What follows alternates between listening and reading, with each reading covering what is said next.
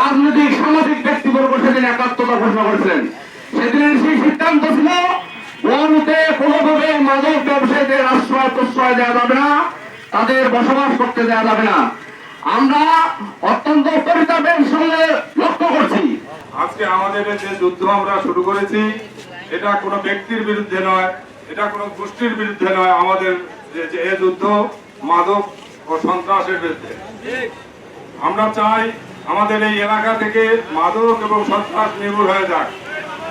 আজকে মাদক ব্যবসায়ীরা এমন ভাবে মাদকের ব্যবসাকে ছড়িয়ে দিচ্ছে যে এখানে 13-14 বছর থেকে শুরু করে 18-20-22 বছরের ছেলেমেয়েরা এত বেশি আকৃষ্ট হয়ে যাচ্ছে, এরা হাতের কাছে পাচ্ছে এই মাদক, এরা বিভিন্ন ভাবে এটার প্রতি আকৃষ্ট হয়ে যাচ্ছে।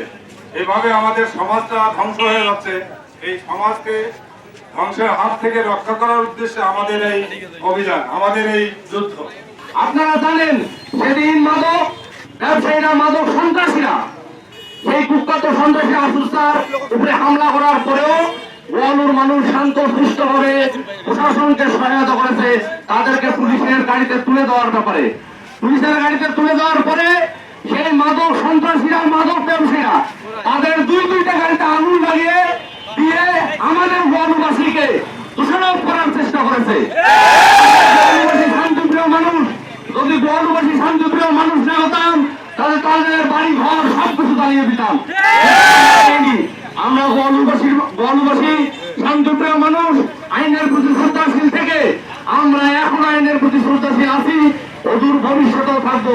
কিন্তু আইন শৃঙ্খলা বাহিনীর প্রতি অনুরোধ, আমাদের এই গোয়ালুর মাদক ব্যবসায়ী, মাদক সন্ত্রাসীদের সেই অমূল্য রিপন শিপন এখানে আসা জাহিদ, রিনা, রিক্তা, মাদক ব্যবসায়ী সকলকে অ্যারেস্ট করার মধ্য দিয়ে দৃষ্টান্তমূলক শাস্তির মধ্য দিয়ে আমাদের এই অঞ্চলকে চিরদিনের জন্য মাদক মুক্ত করতে হবে।